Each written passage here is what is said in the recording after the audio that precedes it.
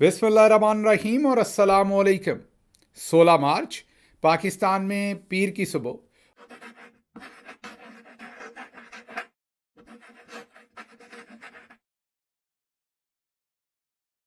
बिस्मिल्लाहिर्रहमानिर्रहीम और अस्सलामुअलैकुम। 16 मार्च पाकिस्तान में पीर की सुबह और आसिम मुनीर्स डिफेक्टो फॉर्म 47 मिलिट्री राज डे 107। अब चलते हैं आज की अहम खबरों की तरफ और सबसे पहली खबर आपके सामने अमेरिका से रखते हैं, जहां पर सदर ट्रंप आप मीडिया के पीछे पड़ गए हैं। आपको ये तो पता ही है कि जब जब भी नैरेटिव किसी के हाथ से निकलता है और उसे जंग हो या सियासत हो, उसके मैदान में शिकस्त होती है, तो हर डिक्टेटर वही करता है जो आपको आसिम मुनीर पाकिस्तान में करते हुए नजर आए। जैसे आसिम मुनीर भी पाकिस्तान में हर उस आवाज़ के पीछे हैं। आसिम मुनीर ही क्या, इस वक्त जनरल बाजवा, जिनके बारे में ये ख्याल है कि वो बहुत ज़्यादा अलील हैं, और पिछले दिनों असदुल्ला खान साहब ने बताया कि अब वो किसी को पहचान भी नहीं पाते। याद रखिए कि अरशद शरीफ शहीद की वालिदा ने उनको अपने बेटे का कातिल करार दिया है और सुप्रीम कोर्ट ऑफ पाकिस्तान में लिख कर दिया था कि इन्होंने मेरे बेटे को कत्ल करवाया। तो कहने की बात यह है कि ये सिर्फ आसिम मुनीर साहब या बाजवा साहब तक ही बात नहीं है। पीछे चले जाइए तो जनरल ज़ियाउल हक भी सहाफ़ियों के साथ ऐसे ही करते थे।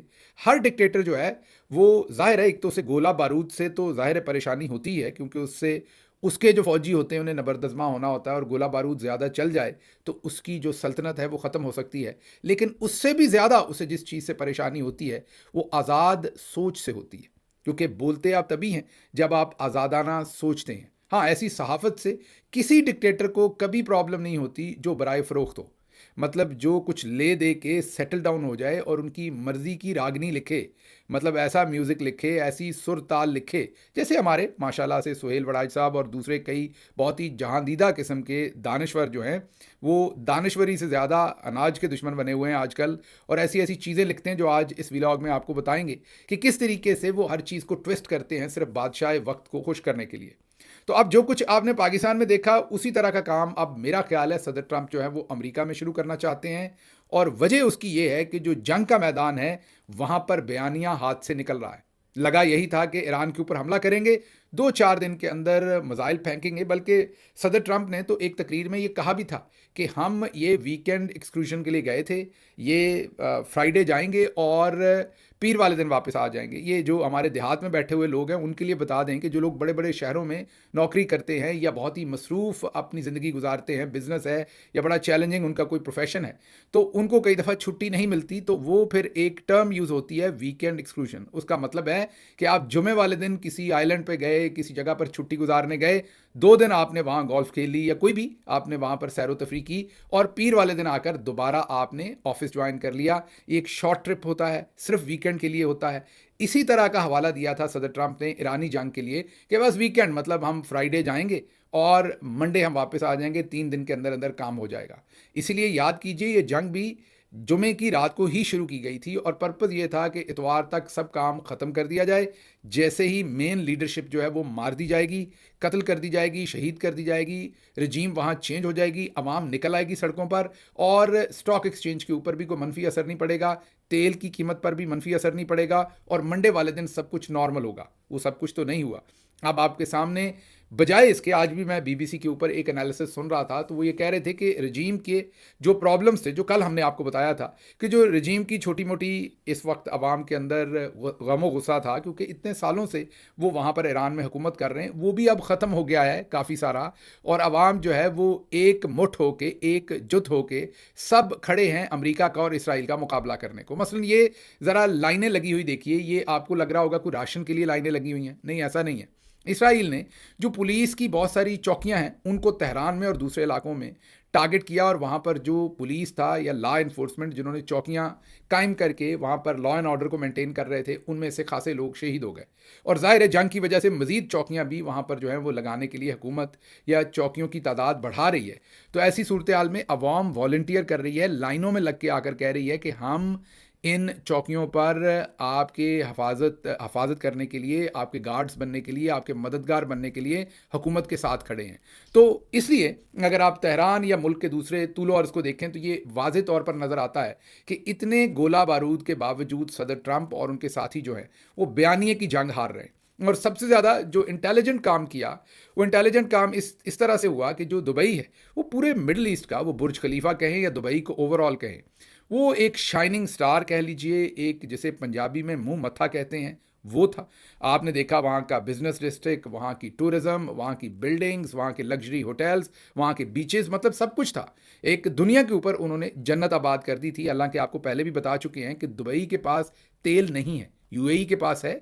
यूएई का जो मेजर पार्टनर अबू धाबी है, उनके पास खासा तेल है, लेकिन क्योंकि यूएई के अंदर 7 रियासतें हैं और उनमें से एक दुबई है, दुबई के पास जो तेल था वो मुद्दत का ख़त्म हो चुका। अब तेल से उनकी सिर्फ 2% आमदन है।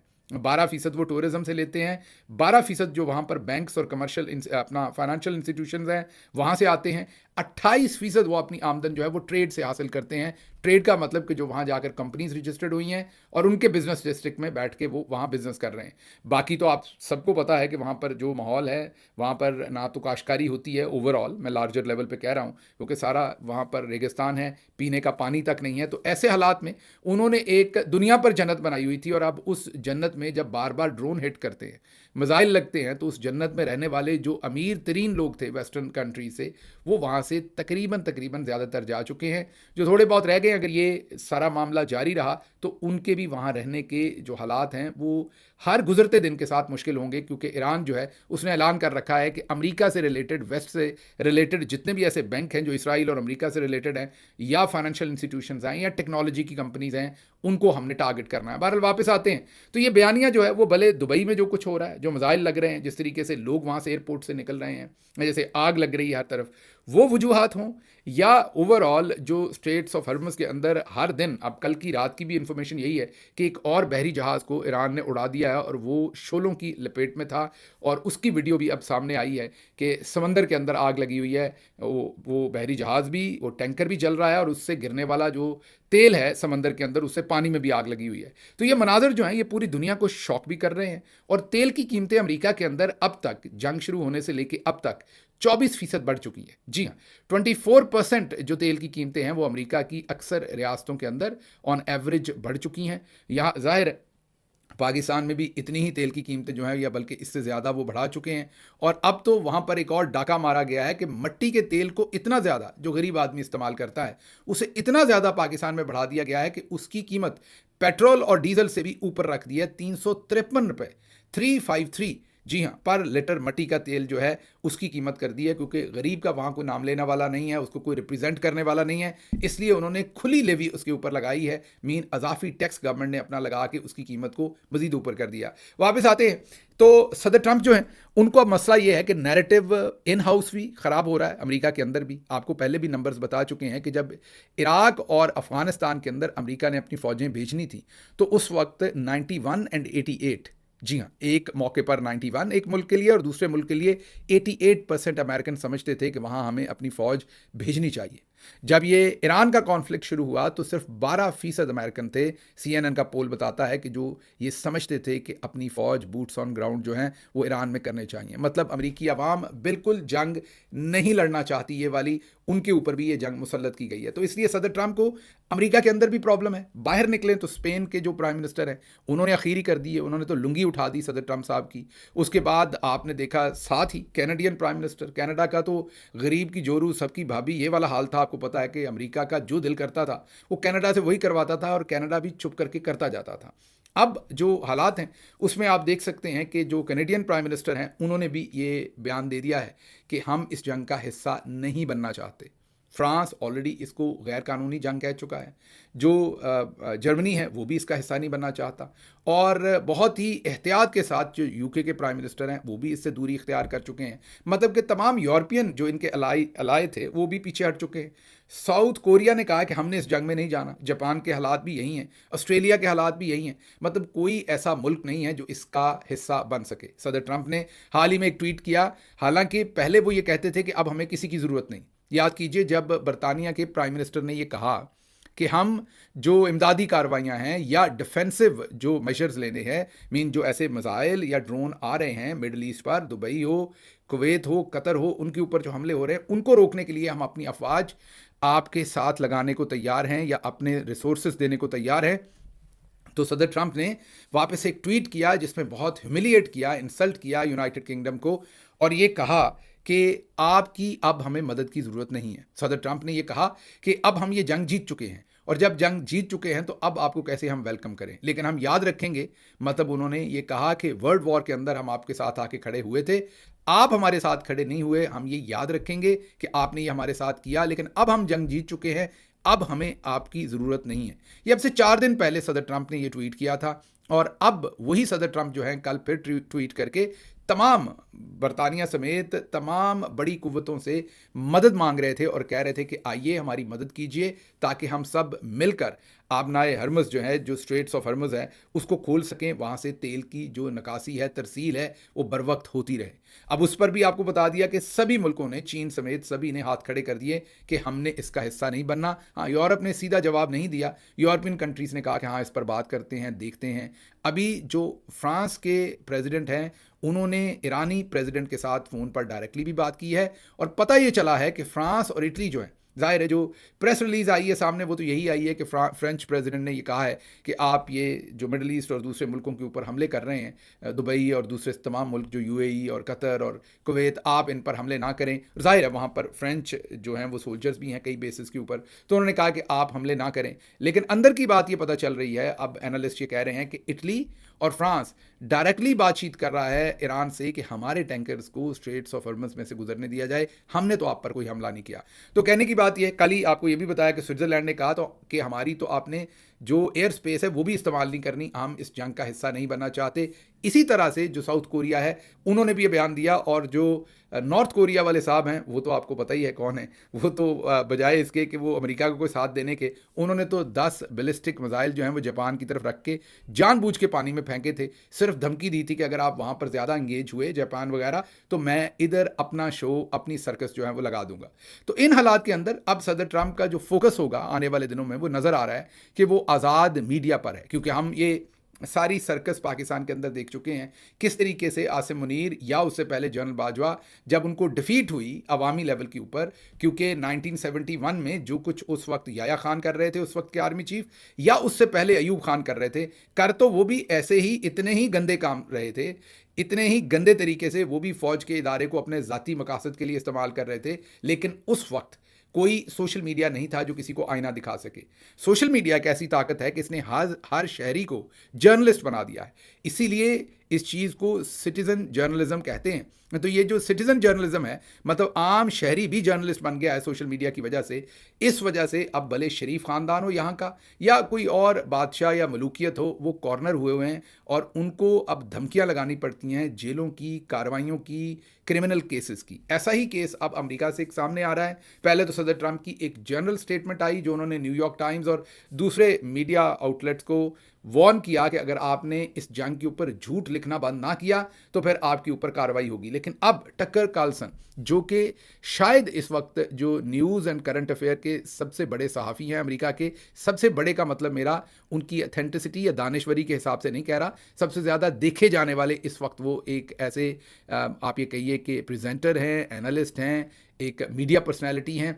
उनका थोड़ा सा बैकग्राउंड आपको बता दूं, वैसे तो वो 90s से कर रहे हैं जर्नलिज्म, उनके वालिद भी जर्नलिस्ट थे, फिर डिप्लोमेट रहे उनके वालिद, लेकिन उन्होंने पहले न्यूयॉर्क टाइम्स मैगजीन में भी लिखते रहे, बाकी पॉलिसी रिव्यू में वगैरह में भी लिखते रहे, लेकिन 2000 में उन्होंने CNN को ज्वाइन किया और उसके बाद उन्होंने गालिबन 2005 में MSNBC को ज्वाइन किया और उन्होंने 2009 में फॉक्स न्यूज़ को ज्वाइन किया।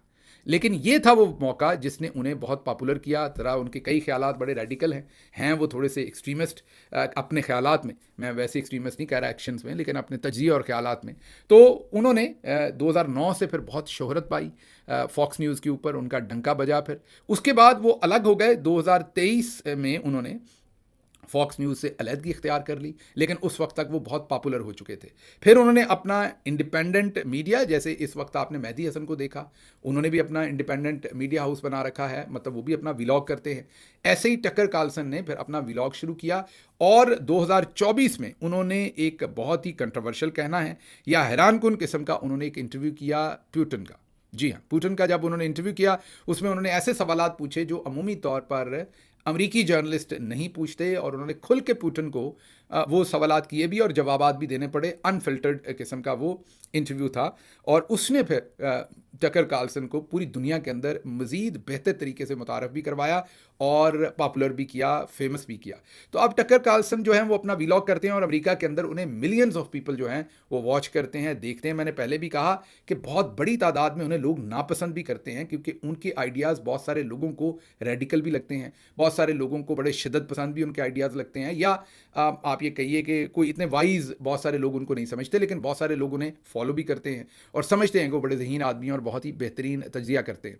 तो अब टकर कार्लसन जो पॉपुलर तो थे, लेकिन और सदर ट्रंप के वो बहुत बड़े सपोर्टर भी थे पहले, लेकिन जैसे ही सदर ट्रंप ने ये जंग शंग शुरू करना शुरू की तो वो खुलकर सामने आए और फिर टकर कार्लसन जो हैं वो अमेरिका के अंदर उन चंद जर्नलिस्टों या बड़े जर्नलिस्टों में से हैं जो इसराइल के ऊपर खुल के तनकीद कर रहे हैं और इसराइल के अमेरिका में जो रोल है उसको बहुत क्वेश्चन कर रहे हैं। टकर कार्लसन के अक्सर प्रोग्राम्स अगर आप देखें तो उसमें वो ये तज्जिया देते हैं कि जिस तरीके से अमेरिका की फॉरेन पॉलिसी पर कोई और मुल्क बाहर से असरअंदाज नहीं हो सकता, वो कहते हैं कि इसराइल भी हमारी स्टेट नहीं है, वो एक और मुल्क है। तो हमारे जो सियासतदान हैं, हमारे जो यहाँ पर पॉलिसी मेकर हैं, ये इसराइल से इस तरह असरअंदाज क्यों होते हैं जैसे वो हमारे अपने ही मुल्क का हिस्सा हो।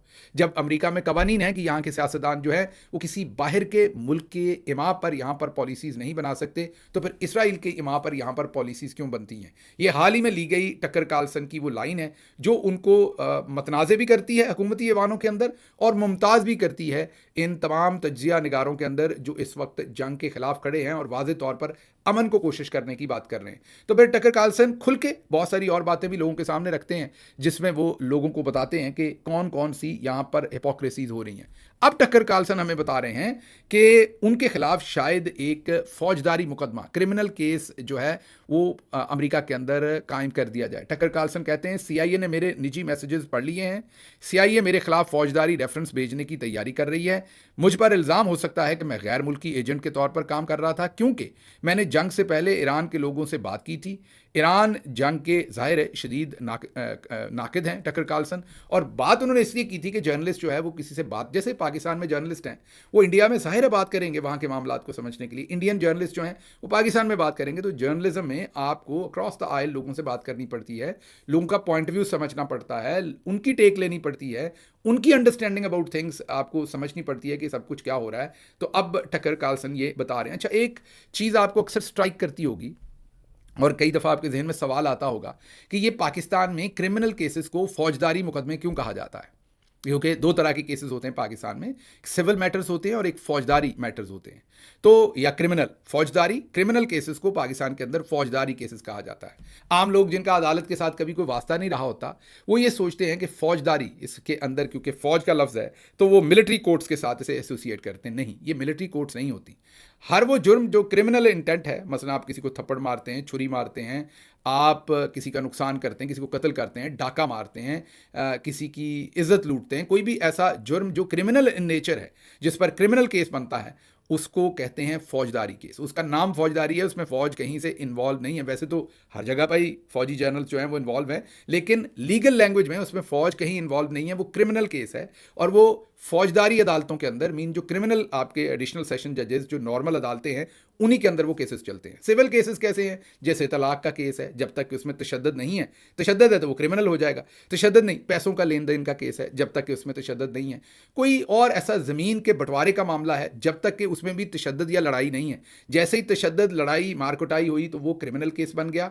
अगर वैसे लेन देन का या प्रॉपर्टी का, विरासत का मामला है तो वो एक सिविल केस हो गया। तो ये ज़रा समझ लीजिए। फिर फौजदारी कहाँ से आया? अगर मुगल एम्पायर की बात करें तो उस ज़माने में एक फ़ौजदार होता था ओहदा, जिसकी जिम्मेदारी होती थी कि वो इलाके के अंदर लॉ एंड ऑर्डर को बरकरार रखेगा और जो लोग तोड़ेंगे लॉ एंड ऑर्डर उनको सजा देगा। इसीलिए तब से इन केसेस को फौजदारी केसेस कहा जाता है। फिर जब अंग्रेज़ बहादुर आया तो उन्होंने कहा कि बाय एंड लार्ज लोग क्रिमिनल केसेस को फौजदारी केसेस कहते हैं, तो उस टर्म को उन्होंने भी आगे चला दिया। लेकिन ये जहन में रखिएगा कि फौजदारी केसेस में फ़ौज इन्वॉल्व नहीं होती, ये क्रिमिनल केसेस को पाकिस्तान के अंदर फौजदारी केस कहा जाता है। लेकिन जाहिर है वैसे दूसरी तरफ मैं गलत हूँ, फ़ौज तो सिविल केसेस में भी इन्वॉल्व होती है, मतलब हर जगह वो इन्वॉल्वमेंट तो उनकी है। तो अब टकर कार्लसन के साथ अगर ये वाकई होता है तो फिर पाकिस्तान के अंदर जो कुछ हो रहा है वही होता हुआ इस वक्त हम अमेरिका में भी देख रहे हैं और आने वाले दिनों में देखेंगे। बहुत ही इंटरेस्टिंग होगा, क्योंकि अमेरिका के अंदर ये ज़हन में रखिए कि अमेरिकी सिस्टम जो है वो स्टैब्लिश है। किसी दिन इस पे भी बहस करूंगा बहुत डिटेल से, क्योंकि पाकिस्तान में बहुत सारे लोग कहते हैं कि पाकिस्तान के अंदर सदारती निज़ाम हो तो ये सब कुछ नहीं होगा। कई लोग कहते हैं कि आप इस तरह का निज़ाम बनाएं कि इमरान खान जब आएँ तो फिर आइंदा ये सब कुछ ना हो, और स्ट्रक्चर ऐसा होना चाहिए, सिस्टम ऐसा होना चाहिए। सिस्टम और स्ट्रक्चर इसको सेव नहीं कर सकते। इसको जो सोसाइटी है ओवरऑल, उसका जो उसका रिएक्शन है, शऊर है, वो सेफ गार्ड करता होता है ऐसी चीज़ों को। किस दिन इस पर डिटेल में बात करेंगे कि सिस्टम तो बन ही जाते हैं, लेकिन पहले हाउस एंड ऑर्डर करना पड़ेगा, फिर सिस्टम बनेगा। जब तक आर्मी चीफ के पास ऐसी लाठी है कि वो उससे कुछ भी करवा सकता है, आप प्रेसिडेंशियल सिस्टम लाएंगे तो उसके लिए काम और भी आसान हो जाएगा। पहले उनको कई लोगों की नंगी गंदी वीडियोज़ बनाकर उनको ब्लैकमेल करके पार्लियामेंट के अंदर उनसे वोट लेके, vote of confidence, no confidence, वो सब कुछ करवाना पड़ता है। फिर एक ही प्रेसिडेंट होगा, उसको जाके थप्पड़ मारेंगे, उससे मर्जी के काम करवाएंगे और उससे कहेंगे कि यहाँ पर ये लिखो या ये काम करो, तो वो वन विंडो ऑपरेशन हो जाएगा उनके लिए, और भी आसान कर देंगे आप जब प्रेसिडेंशियल सिस्टम कर दें। मसलन आप ये सोचिए कि अगर सदर ट्रंप जो हैं, एक मिनट के लिए गुमा कीजिए कि वो, क्योंकि प्रेसिडेंशियल सिस्टम है, अपनी मर्जी से किसी को भी लगा सकते हैं, किसी को भी उतार सकते हैं, पार्लियामेंट उस तरीके से इन्वॉल्व नहीं है हर चीज़ के अंदर। तो सोचिए अगर यहाँ के आर्मी चीफ यही वाले काम करें जो वहाँ बाजवा साहब करते थे, या आसिम मुनीर साहब, या उससे पहले गंदी फिल्में लोगों की फ़ोन में रखना, या उनको उठाना, या उनके अहले खाना को उठाना, तशद्दुद करना, नाजुक अज़ा के ऊपर ईंटें बांधना। आप सदर ट्रंप को कहीं बिठाकर उनके नाजुक अज़ा के साथ अगर ईंटें बांध दी जाएं तो वो वही फैसला करेंगे जो, याद कीजिए, हमारे कर्नल साहब को दहशतगर्दों ने अगवा किया था और उनकी कनपट्टी के ऊपर बंदूक रखी थी, और वो बयान दे रहे थे जो दहशतगर्द उनको वो बयान देने को कह रहे थे। तो सिस्टम्स इंश्योर नहीं करते कि प्रेसिडेंशियल है या प्राइम मिनिस्टर सिस्टम है। बरतानिया में प्राइम मिनिस्टर सिस्टम है, बेहतरीन चल रहा है। यहाँ पर प्रेसिडेंशियल सिस्टम है अमेरिका में, बेहतरीन चल रहा है। तो इट्स नॉट कि आपने उसका नाम क्या रखा हुआ है, आपने सिस्टम कौन सा इंट्रोड्यूस करवाया हुआ है, उसके पीछे और बहुत सारी जिहतें हैं जिन्हें पहले दुरुस्त करना पड़ेगा। और जो लार्जर एक डिस्कनेक्ट है कि सिविलियन पार होगी, आवाम की पार होगी, वोट की पार को रिस्पेक्ट करना है कि नहीं, और उसके पीछे आवाम खड़ी है कि नहीं, कुर्बानी देने के लिए तैयार खड़ी है कि नहीं, उस पर पहरा देने को तैयार खड़ी है कि नहीं, वो इंश्योर करती है। जैसे अमेरिका में इस वक्त सदर ट्रंप काफ़ी आप ये कहिए कि ताकतवर हैं, लेकिन उसके बावजूद सिस्टम जो है वो रिएक्ट करता है। जहाँ जहाँ सिस्टम को लगता है उनके फैसले हदूद क्रॉस कर रहे हैं, तो वहाँ सिस्टम प्रोटेक्शन देता है। हाल ही में सुप्रीम कोर्ट जो अमेरिका की है, उसने सदर ट्रंप का जो ड्यूटीज़ लगाने का एक्शन था पूरी दुनिया के अंदर मुल्कों पर, उसको स्ट्राइक डाउन कर दिया, जिससे सदर ट्रंप को बड़ी हजीमत हुई। गुस्से में भी आए, कहा मैं फिर ड्यूटी लगाऊंगा, लेकिन कर कुछ नहीं सके। इस पर किसी दिन सहरा असल बात करेंगे कि टाइप ऑफ जो गवर्नेंस सिस्टम है, क्या ये पाकिस्तान का मसला है? मेरे ख्याल में ये मसला नहीं है। पाकिस्तान में तमाम कवानीन हैं, लेकिन उन पर अमल नहीं होता। तो ज़रा मैं क्विकली, क्योंकि खबरें बहुत सारी हैं, उनके ऊपर पहले आ जाते हैं। अब एक तो अगर ये टकर कार्लसन को वाकई इसके अंदर प्रोसिक्यूट किया जाता है इस क्रिमिनल केस में, इस फौजदारी केस में, तो फिर सूरत हाल यहाँ पर भी बड़ी गंभीर होगी। आल्दो कि मैं ये बिलीव करता हूँ कि यहाँ का जो सिस्टम है वो अभी इतना तगड़ा है कि वो रिस्पॉन्ड करेगा, वो प्रोटेक्ट करेगा ऐसे किसी भी काम को जो मीडिया को गैग करने के लिए इस्तेमाल किया जाएगा या अटैक करने के लिए किया जाएगा। लेकिन बहरहाल यू नेवर नो, तो जैसे ये सिचुएशन डेवलप होगी आपके सामने इसको मजीद रखेंगे। अच्छा जी, आगे चलते हैं। जो स्टेट्स ऑफ हॉर्मज़ है उसमें अब वॉल स्ट्रीट जर्नल ये लिख रहा है कि सदर ट्रंप की बहुत सारे मुल्कों से बातचीत हुई है और उन्होंने उनसे रिक्वेस्ट की है। पहले तो खबर तो आ ही चुकी थी, लेकिन अब वॉल स्ट्रीट जर्नल कह रहा है कि बहुत सारे मुल्कों से बात हो गई है और वो मुल्क भी तैयार है सदर ट्रंप की कुछ ना कुछ मदद करने के लिए, और शायद इसीलिए फ्रांस वगैरह जो है वो डायरेक्टली ईरान से अब बातचीत कर रहे हैं।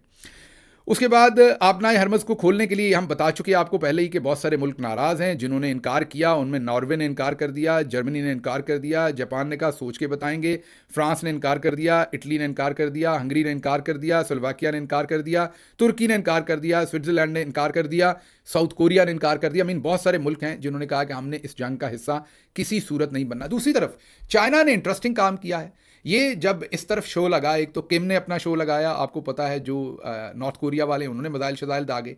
अब चाइना ने भी शो अपना लगा दिया है। उन्होंने भी जो ताइवान है, जिसको चाइना अपना इंटेग्रल पार्ट कहता है, अमेरिका कहता है नहीं, ताइवान अलग जगह है, उनके इंडिपेंडेंट राइट्स है। अब ताइवान की भी उन्होंने कड़ी निगरानी जो है, चंद दिन पहले भी वहाँ पर फाइटर प्लेन उड़ रहे थे, फिर बीच में एक वक्फा आया और अब जब जंग यहाँ पर बहुत गर्म हो गई है तो चाइना ने भी वहाँ भरपूर तरीके से अपने तैयारे भेजनी हैं। लगता है कि चाइना भी कोई प्रोग्राम कर रहा है, वो अपना मनोरंजन उधर सेट करना चाहता है। जब इधर फायर क्रैकर चल रहे हैं तो वो उस तरफ अपने फायर क्रैकर चलाने का लग रहा है कि चाइना भी कह रहा है कि शायद ये, मैं ऐसा नहीं कह रहा कि चाइना को हमला कर देगा या इस चीज़ पर एक हतमी अमल कर लेगा, लेकिन बहरहाल हो सकता है अगर मामलात यहाँ भड़के तो चाइना भी कहे कि लगे हाथ हम भी अपने वाली जो मुर्गी है उसको ज़िबा कर लें और लगे हाथ अपना ये मामला भी हमेशा के लिए सेटल डाउन कर लें।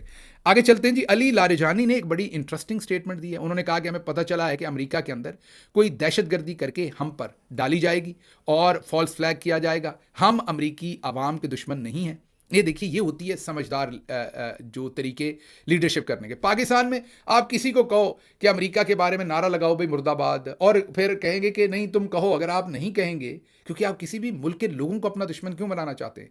इससे बड़ी स्टूपिड बात और क्या होगी कि आप पूरे मुल्क के, कोई भी मुल्क है उसके अंदर अच्छे लोग भी होंगे, बुरे लोग भी होंगे, अब सब मुल्क के लोगों को अपना दुश्मन क्यों बनाएंगे? अली लारिजानी ने बहुत ही खूबसूरत स्टेटमेंट दी। उन्होंने कहा कि ये जो वॉर मॉन्गर्स हैं, हमारी लड़ाई इनके साथ है, अमेरिकी आवाम के साथ हमारी कोई लड़ाई नहीं है और होनी भी नहीं चाहिए। 12% सिर्फ लोग हैं अमेरिका के अंदर जो कहते हैं कि आप फौज भेजें। जब आप अमेरिकी आवाम के खिलाफ नारे मारेंगे या बातें करेंगे तो जो 88% आपके साथ खड़े हैं, कहते हैं जंग नहीं होनी चाहिए, वो भी कहेंगे यार ये तो हैं ही जानवर, मतलब कि ये तो हम इनको कुछ कह भी नहीं रहे, ये फिर भी कह रहे हैं कि इन्होंने हमें मारना है, तो फिर ठीक है, ये लोग जो इनसे लड़ रहे हैं ये ठीक है।